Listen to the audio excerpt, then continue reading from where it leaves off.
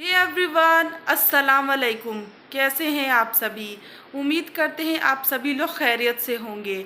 आप सभी की दुआओं और अल्लाह की करम से मैं भी खैरियत से हूँ। आज मैं हाजिर हूँ एक और नई वीडियो के साथ। ये वीडियो काफ़ी दिलचस्प होने वाली है, तो इस वीडियो में आखिर तक ज़रूर बने रहें। मैं उम्मीद करती हूँ कि अगर इस वीडियो में आप आखिर तक बने रहेंगे तो आपको इंशाअल्लाह बहुत सारी जानकारियाँ मिलेंगी। आज का टॉपिक होने वाला है मुहर्रम। वैसे तो मुहर्रम का महीना जब भी आता है तब हम उसे गम का महीना कहते हैं, और ये हमारे लिए गम का महीना क्योंकि हमारे प्यारे आका हज़रत मोहम्मद मुस्तफ़ा सल्लल्लाहु अलैहि वसल्लम आपके प्यारे नवासे को 10 मुहर्रम के दिन शहीद कर दिया गया था, जिसकी तकलीफ़ आज भी हम मुसलमान महसूस करते हैं। लेकिन उनकी शहादत से पहले 10 मुहर्रम को बहुत सारे वाक़यात पेश आ चुके थे, जिनके बारे में आज बहुत कम लोग जानते हैं। आज इस वीडियो में हम वो उन सारे वाक़यात के बारे में जानेंगे जो 10 मुहर्रम को हुए थे, हमारे प्यारे आका के नवासे के शहीद होने से पहले। चलिए चलते हैं वीडियो की तरफ, देखते हैं कि 10 मुहर्रम को क्या क्या वाक़यात पेश आए थे और 10 मुहर्रम को हमें रोज़ा क्यों रखना चाहिए। आइए चलिए चलते हैं वीडियो की तरफ।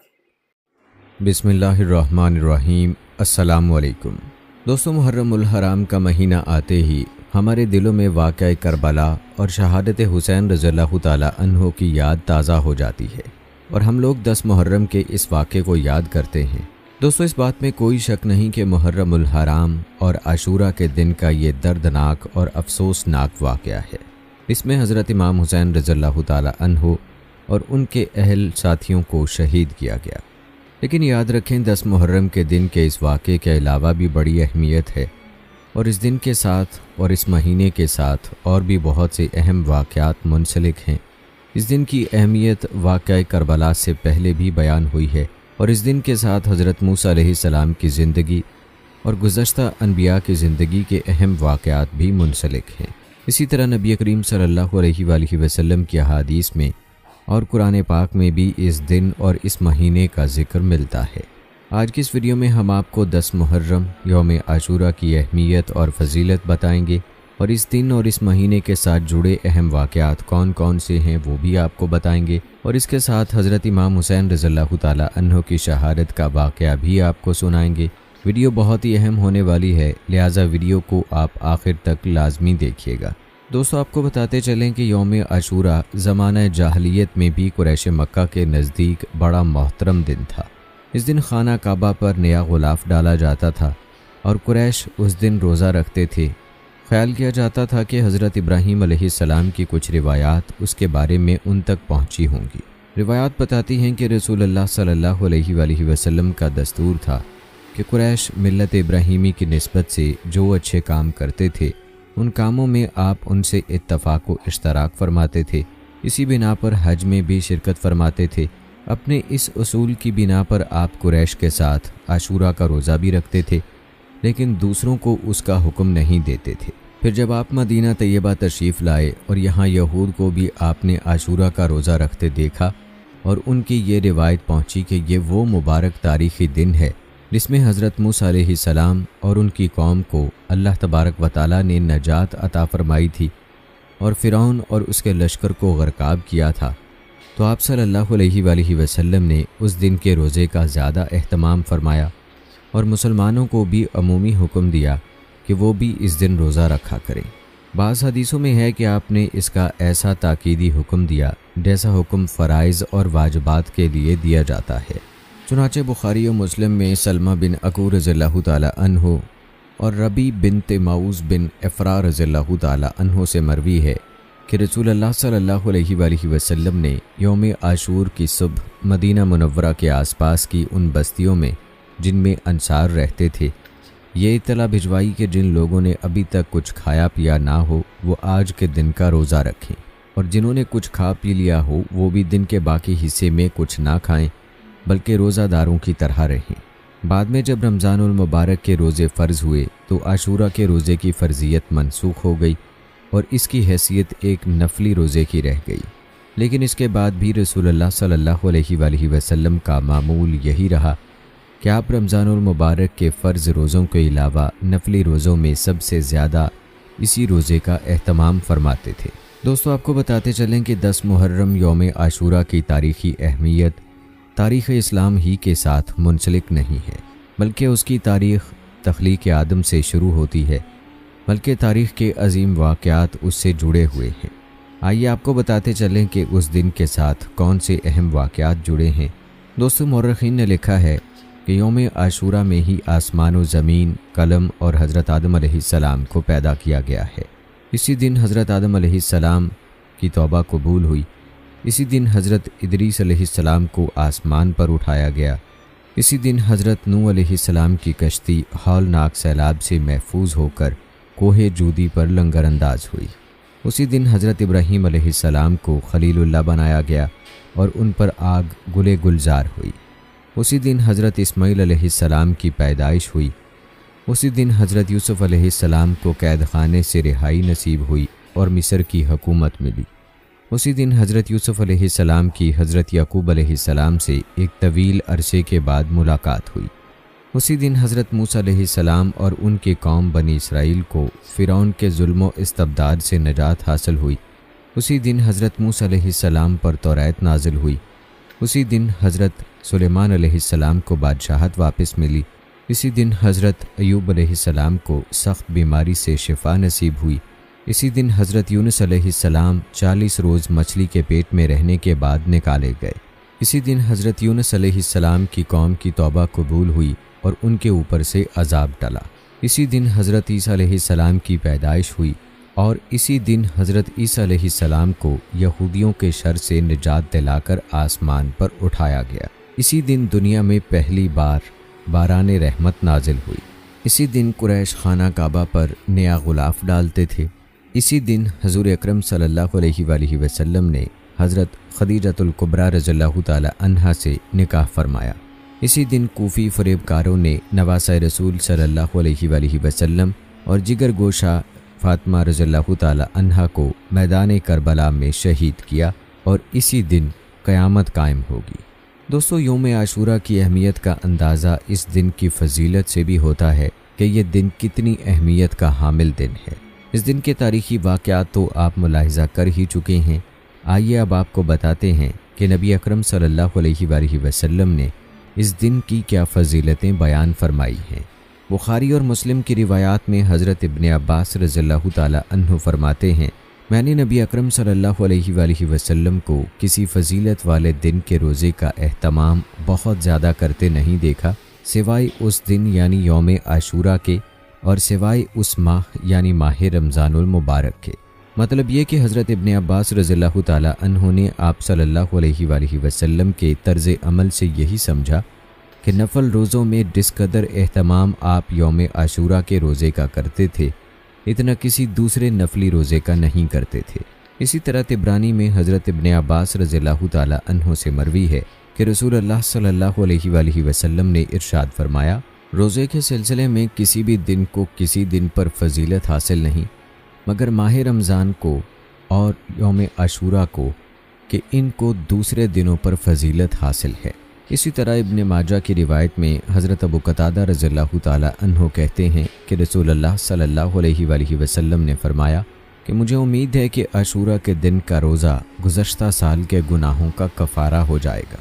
دوستو، ان احادیث شریفہ سے ظاہر ہوتا ہے کہ یوم عاشورہ بہت ہی عظمت و تقدس کا حامل دن ہے، لہٰذا ہمیں اس دن کی برکات سے بھرپور فیض اٹھانا چاہیے۔ ناظرین، یاد رکھیں یوم عاشورہ کے ساتھ ساتھ شریعت مطہرہ میں محرم کے پورے ہی مہینے کو خصوصی عظمت حاصل ہے۔ اہل علم کے نزدیک 4 وجوہ سے اس ماہ کو تقدس حاصل ہے۔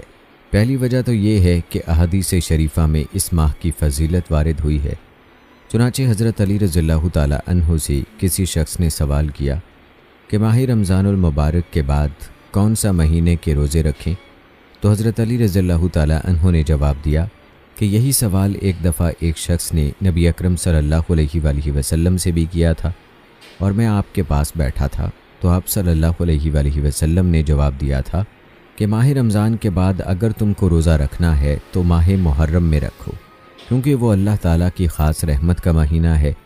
اس میں ایک دن ایسا ہے جس میں اللہ تعالیٰ نے ایک قوم کی توبہ قبول فرمائی اور آئندہ بھی ایک قوم کی توبہ اس دن قبول فرمائے گا۔ اسی طرح حضرت ابو ہریرہ رضی اللہ تعالیٰ عنہ سے روایت ہے کہ نبی اکرم صلی اللہ علیہ وآلہ وسلم نے ارشاد فرمایا، ماہ رمضان کے روزوں کے بعد سب سے افضل روزہ ماہ محرم کا ہے۔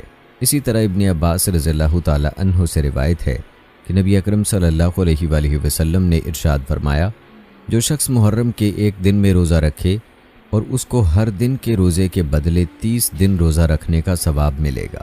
دوستو، بیان کی گئی احادیث شریفہ سے دوسری وجہ یہ معلوم ہوئی کہ یہ شہر اللہ ہے، یعنی اللہ تعالیٰ کی خاص رحمتوں کا مہینہ ہے، لہٰذا اس ماہ کی اضافت اللہ کی طرف کرنے سے اس کی خصوصی عظمت و فضیلت ثابت ہوتی ہے۔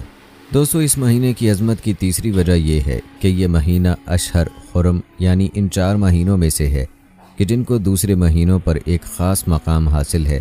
وہ 4 مہینے یہ ہیں: ذی القعدہ، ذی الحجہ، محرم الحرام، رجب۔ یاد رکھیں، ان مہینوں کا تذکرہ ہمیں قرآن پاک میں بھی ملتا ہے، یعنی قرآن پاک میں ان مہینوں کو حرمت والے مہینے کہا گیا ہے۔ دوستو، اس مہینے کی عظمت کی چوتھی وجہ یہ کہ اسلامی سال کی ابتدا اسی مہینے سے ہے۔ چنانچہ امام غزالی رحمۃ اللہ علیہ کہتے ہیں کہ ماہ محرم میں روزوں کی فضیلت کی وجہ یہ ہے کہ اس مہینے سے سال کا آغاز ہوتا ہے، اس لیے اسے نیکیوں سے معمور کرنا چاہیے اور اللہ سے یہ توقع رکھنی چاہیے کہ وہ ان روزوں کی برکت پورے سال رکھے گا۔ ناظرین، اس بات میں کوئی شک نہیں کہ یوم عاشورہ یعنی 10 محرم کا دن بڑی فضیلت اور اہمیت کا حامل ہے، لیکن اس دن کے حوالے سے ہمیں یہ بھی معلوم ہونا چاہیے کہ اس دن کیا کام کرنے ہیں اور کیا نہیں۔ دوستو، ہم آپ کو یہ بھی بتائیں گے کہ اس دن سے کیا بدعات جڑی ہیں جن سے ہمیں بچنے کی ضرورت ہے، لیکن پہلے آپ کو یہ بتاتے ہیں کہ یوم عاشورہ میں کرنے کے کام کون کون سے ہیں۔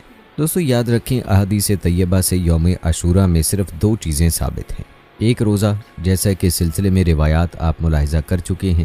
البتہ یہ بات یاد رکھنی چاہیے کہ احادیث میں نبی اکرم صلی اللہ علیہ وآلہ وسلم نے کفار و مشرکین کی مشابہت اور یہود و نصارہ کی بود و باش اختیار کرنے سے منع فرمایا ہے۔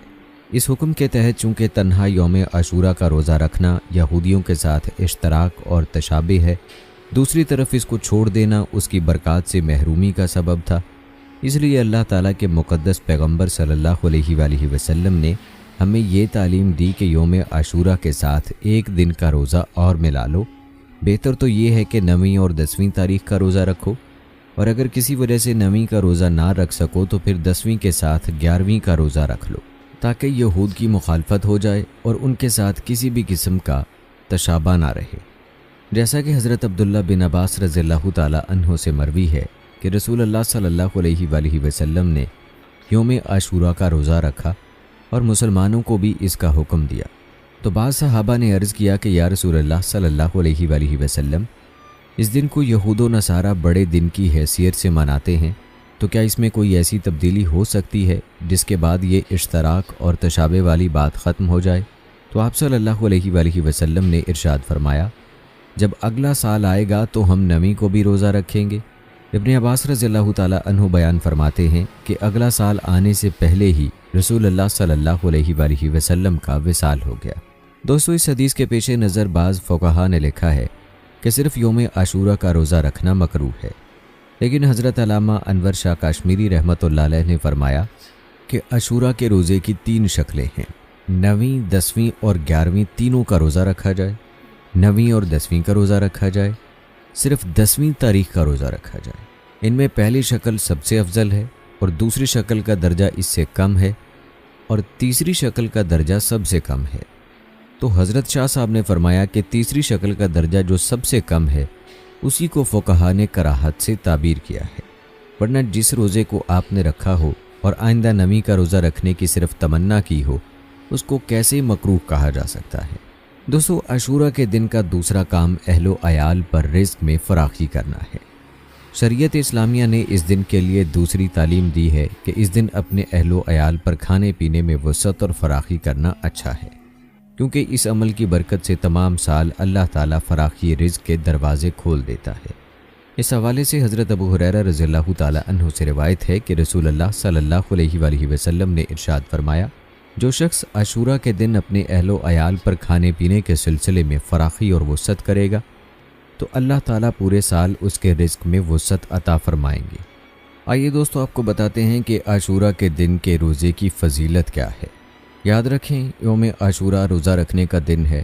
روایات بتاتی ہیں کہ رمضان المبارک کے روزوں کی فرضیت سے پہلے عاشورہ کا روزہ ہی رکھا جاتا تھا، اور اللہ کے رسول صلی اللہ علیہ وآلہ وسلم نے ہجرت سے پہلے بھی اور ہجرت کے بعد بھی عاشورہ کا روزہ ہمیشہ رکھا۔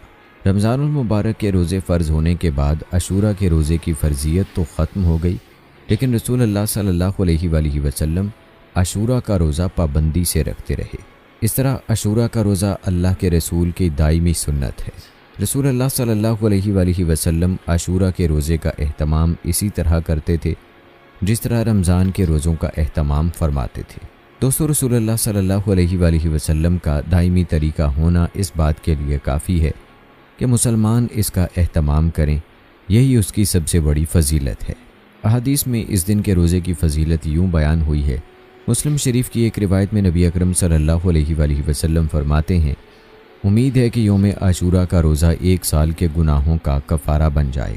دوستو اس دن کے روزے کی کتنی زبردست فضیلت ہے کہ اس دن کے روزے میں پورے سال کے گناہوں کا کفارہ ہے، لیکن افسوس کہ ہم لوگ اس فضیلت کو پانے کی کوشش نہیں کرتے، حالانکہ آپ صلی اللہ علیہ وآلہ وسلم کے خاص اہتمام کی وجہ سے اس دن خصوصی اہتمام کے ساتھ روزہ رکھنا چاہیے۔ دوستو آپ کو بتاتے چلیں کہ یوم عاشورہ کی تاریخی فضیلت یہ ہے کہ جب اللہ تعالیٰ نے اپنے فضل سے حضرت موسیٰ علیہ السلام کو دریائے کلزم پار کروایا اور فرعون کو غرق کر دیا تو حضرت موسیٰ علیہ السلام نے شکرانے کے طور پر عاشورہ کے دن روزہ رکھا تھا۔ اس لیے یہودی بھی عاشورہ کا روزہ رکھا کرتے تھے۔ جب رسول اللہ صلی اللہ علیہ وآلہ وسلم ہجرت کر کے مدینہ تشریف لائے اور کسی موقع پر آپ نے یہودیوں کو عاشورہ کا روزہ رکھتے ہوئے دیکھا تو آپ نے ان سے دریافت کیا کہ تم یہ روزہ کیوں رکھتے ہو؟ انہوں نے بتایا کہ جب اللہ تعالیٰ نے حضرت موسیٰ علیہ السلام اور بنی اسرائیل کو فرعون کے عذاب سے نجات دلائی تو حضرت موسیٰ علیہ السلام نے شکر کے طور پر آج کا روزہ رکھا، اس لیے ہم بھی آج کا روزہ رکھتے ہیں۔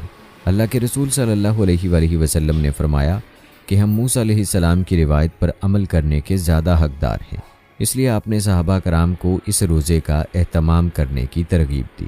دوستو اس روایت کے پیش نظر واضحین اس کو اس طرح بیان کرتے ہیں جیسے رسول اللہ صلی اللہ علیہ وآلہ وسلم نے عاشورہ کا روزہ مدینے میں آنے کے بعد رکھنا شروع کیا ہو، یعنی حضرت موسیٰ علیہ السلام کی اتباع میں یہود کے طرز عمل کو دیکھ کر شروع کیا ہو، لیکن یہ درست نہیں ہے۔ رسول اللہ صلی اللہ علیہ وآلہ وسلم صحابہ کرام مکہ میں بھی عاشورہ کا روزہ رکھتے تھے، بلکہ قریش یعنی مشرکین مکہ بھی عاشورہ کا روزہ رکھتے تھے۔ جب آپ صلی اللہ علیہ وآلہ وسلم ہجرت کر کے مدینہ تشریف لائے تو آپ صلی اللہ علیہ وآلہ وسلم نے عاشورہ کے روزے کا باضابطہ حکم فرمایا، اور اس حکم کے بعد مدینہ میں اور اطراف میں سارے مسلمان اس روزے کا اہتمام کرتے تھے۔ بخاری شریف کی ایک روایت میں حضرت عائشہ رضی اللہ تعالی عنہا فرماتی ہیں کہ جب رمضان المبارک کے روزے فرض ہو گئے تو پھر آپ صلی اللہ علیہ وآلہ وسلم نے عاشورہ کے روزے کو اختیاری بنا دیا، جو چاہے رکھے جو نہ چاہے نہ رکھے۔ البتہ آپ صلی اللہ علیہ وآلہ وسلم خود اہتمام کے ساتھ رکھتے رہے اور اسی دن کے روزے کا خصوصی اہتمام فرماتے رہے۔